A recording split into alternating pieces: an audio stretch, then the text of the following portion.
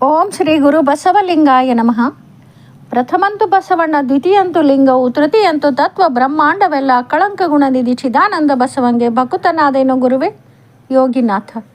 ಬಸವಾದಿ ಪ್ರಮಥರಿಗೆ ಶರಣೆಂದು ವಚನ ಪಿತಾಮಹ ಫಗು ಹಳಕಟ್ಟಿಯವ್ರನ್ನ ಕೂಡ ಸ್ಮರಿಸಿಕೊಂಡು ತಮ್ಮೆಲ್ಲರ ಅಂತರಂಗದ ಲಿಂಗ ಚೈತನ್ಯಕ್ಕೆ ಭಕ್ತಿಪೂರ್ವಕ ಶರಣಾರ್ಥಿಗಳು. ಬಾಗೇವಾಡಿಯ ಭಾಗ್ಯದ ಲಕ್ಷ್ಮಿ ಬಾಗಿನಿ ನಿನ್ನ ಪಾದಕ್ಕ ನಾಗಮ್ಮ, ಭಾಗ್ಯವ ಕೊಡು ನಿನ್ನ ಬಳಗಕ್ಕ. ಬಾಗೇವಾಡಿಯ ಭಾಗ್ಯದ ಲಕ್ಷ್ಮಿ ಬಾಗಿನಿ ನಿನ್ನ ಪಾದಕ್ಕ ನಾಗಮ್ಮ, ಭಾಗ್ಯವ ಕೊಡು ನೀ ಬಳಗಕ್ಕ. ಜಾನಪದ ಸಾಹಿತ್ಯ ವಿವಿಧ ರೂಪಗಳಲ್ಲಿ ಆ ಕಾಲದ ಶರಣೆಯರ ನಿಸ್ವಾರ್ಥ ಬದುಕು, ತ್ಯಾಗಮಯ ಜೀವನ ಗಟ್ಟಿಯಾಗಿ ಉಳಿದುಕೊಂಡಿವೆ. ಹಂತಿ, ಲಾವಣಿ, ಭುಲಾಯಿ, ಮೊಹರ್, ಕುಟ್ಟುವ, ಬೀಸುವ ಪದ ಮುಂತಾದ ಪ್ರಕಾರಗಳಲ್ಲಿ ಜನಪದರು ಭಕ್ತಿಯಿಂದ ಶರಣರ ಮಹಾಜೀವನವನ್ನು ನೆನೆದು ಹಾಡುತ್ತಾರೆ. ಅಪ್ಪನೋ ಮಾದಪ್ಪ, ಅವ್ವತ ಮಾದಲೆ, ಒಪ್ಪ್ಯಾಳ ಅಕ್ಕ ಬಸವನಿಗೆ ನಾಗಮ್ಮ, ಜನಿಷಾಳ ಚೊಚ್ಚಿಲ ಮಗಳಾಗಿ. ಬಾಗೇವಾಡಿಯ ಭಾಗ್ಯದ ಲಕ್ಷ್ಮಿ ಎಂದು ಜನಪದರು ಹೃದಯ ತುಂಬಿ ಕರೆದಿದ್ದಾರೆ. ಮಾದರಸ ಮಾದಲಾಂಬಿಕೆ ದಂಪತಿಗಳಿಗೆ ದೇವರಸನೆಂಬ ಮಗನಿದ್ದನು ಎಂದು ಕೂಡ ತಿಳಿದು ಬರುತ್ತದೆ. ಈ ತ್ರಿಪದಿಯಿಂದ ನಾಗಮ್ಮ ಚೊಚ್ಚಿಲ ಮಗಳೆಂದು ತಿಳಿಯಬಹುದು. 12ನೇ ಶತಮಾನದ ಸ್ತ್ರೀ ಕುಲಜ್ಯೋತಿ, ಶಿವಯೋಗಿನಿ, ಧೀರ ಶರಣಮಾತೆ, ಶರಣ ಶಿರೋಮಣಿ ಅಕ್ಕ ನಾಗಮ್ಮ ಕನ್ನಡಿಗರಿಗೆಲ್ಲ ಮನೆ ಮಾತು. ಯಾರಿಗೆ ಗೊತ್ತಿಲ್ಲ? ಬಸವಣ್ಣನೆಂಬ ಮಹಾ ಬೆಳಕು ಜಗತ್ತಿಗೆ ಪರಿಚಯಿಸಿದ ಹೆಮ್ಮೆ ಅಕ್ಕ ನಾಗಮ್ಮಳಿಗೆ ಸಲ್ಲುತ್ತದೆ. ಮಾದಲಾಂಬಿಕೆಯ ತವರು ಮನೆ ಇಂಗಳೇಶ್ವರ, ಅಗ್ರಹಾರ.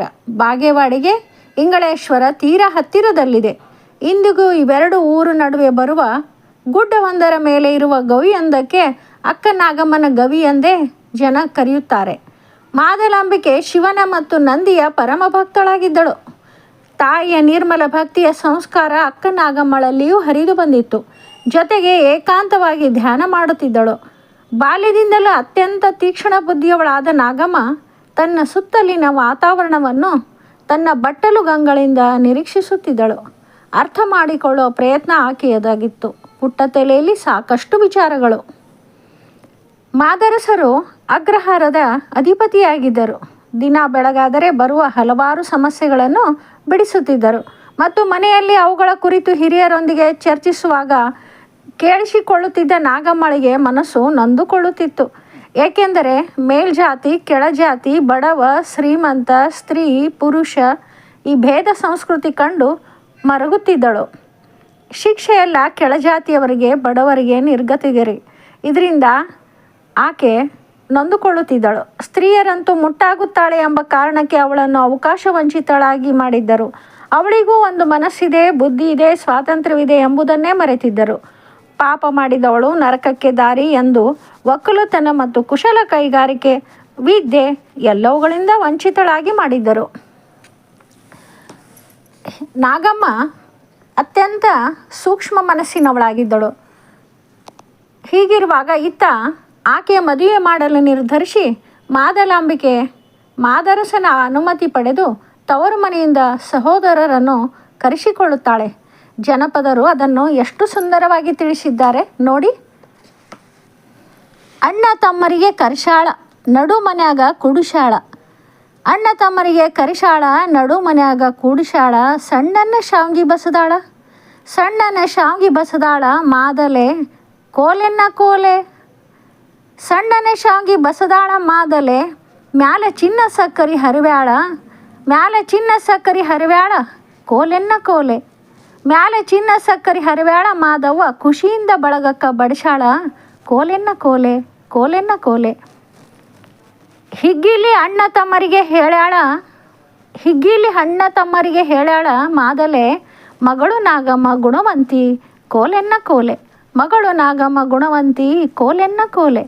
ಮಗಳು ನಾಗಮ್ಮ ಗುಣವಂತಿ, ರೂಪವಂತಿ, ಮಾಡಿಕೋ ಸೊಸಿಯ ನಿನ್ನ ಮನೆಗೆ, ಕೋಲೆನ್ನ ಕೋಲೆ.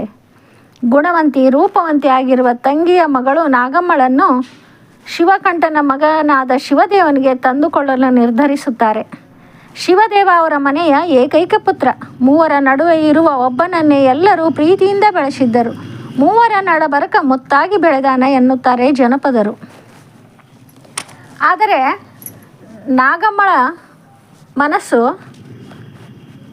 ಸಮಾಜದತ್ತ ಈ ಎಲ್ಲ ಮೇಲು ಕೀಳು, ಬಡವರಿಗೊಂದು ನ್ಯಾಯ, ಶ್ರೀಮಂತರಿಗೊಂದು ನ್ಯಾಯ, ಹೆಣ್ಣು ಮಕ್ಕಳ ಶೋಷಣೆ ಎಲ್ಲವನ್ನು ನೋಡು ಆಕೆಯ ಮನಸ್ಸು ಮಿಡಿಯುತ್ತಿತ್ತು. ಆಕೆಯ ಪ್ರಶ್ನೆ, ಯಾಕೆ ಹೀಗೆ? ಆದರೆ ಅದನ್ನು ತಿಳಿಸಿ ಬಿಡಿಸಿ ಹೇಳುವವರಾರೂ ಇರಲಿಲ್ಲ. ದೊಡ್ಡವಳಾದಂತೆ ಅವಳ ವಿಚಾರಧಾರೆ ಕೂಡ ಬದಲಾಗತೊಡಗಿತು. ಮದುವೆಯಾಗಿ ನಾಗಮ್ಮ ಸಂಭ್ರಮ ಪಡುವುದಕ್ಕಿಂತ ಹೆಚ್ಚಾಗಿ ಅವಳ ಎಲ್ಲರೊಟ್ಟಿಗೆ ಎಲ್ಲರೂ ಒಂದಾಗಿ ಯಾಕೆ ಬಾಳುತ್ತಿಲ್ಲ? ಅಸ್ಪೃಶ್ಯತೆ, ಮೌಢ್ಯತೆ, ಸಹಗಮನ, ಸ್ತ್ರೀ ಶೋಷಣೆ, ಹಬ್ಬ ಎಷ್ಟು ಭಯಂಕರ! ಈ ಸಮಾಜ ಇದನ್ನೆಲ್ಲ ಬದಲಾಯಿಸಬೇಕಲ್ಲ, ಹೇಗೆ ಎಂದು ಚಿಂತಿಸುತ್ತಿದ್ದಳು. ನದಿಯಲ್ಲಿ ದೋಣಿಯಲ್ಲಿ ಕುಳಿತರೆ ಸಾಕೆ, ಅಂಬಿಗ ಬೇಕಲ್ಲ ದಡ ಸೇರಿಸಲು. ಈ ಜಗತ್ತನ್ನು ಕತ್ತಲೆಯಿಂದ ಬೆಳಕಿಗೆ ಕರೆದೊಯ್ಯುವ ಮಹಾಪುರುಷ ಯಾರು? ದೇವರೇ, ಯಾವ ರೂಪದಿಂದಾದರೂ ಬರಬಾರದೆ? ಹೀಗೆ ನಾಗಮ್ಮನ ಅಂತರಂಗದ ಅಳಲು ಒಳಗೆ ಮನಸ್ಸು ನೊಂದು ದೇವರನ್ನು ಕೇಳಿಕೊಳ್ಳುತ್ತಿದ್ದಳು. ಆ ಕಾಲವು ಬಂದಿತೇನೋ, ಅಂತಹ ಸುವರ್ಣ ಅವಕಾಶ ನಿಜವಾಗಲೂ ಬಂದೇ ಬಿಟ್ಟಿತು. ನಾಗಮ್ಮಳ ಅಷ್ಟೇ ಅಲ್ಲ, ಇಡೀ ವಿಶ್ವವೇ ಸಂತೋಷ ಪಡುವ ಸಂಭ್ರಮದ ಸುದ್ದಿ ಬಂದೇ ಬಿಟ್ಟಿತು. ಆ ಸುದ್ದಿ ಏನೆಂದು ತಿಳಿಯೋಣವೇ ಮುಂದಿನ ವಾರ. ಶರಣು ಶರಣಾರ್ಥಿಗಳು.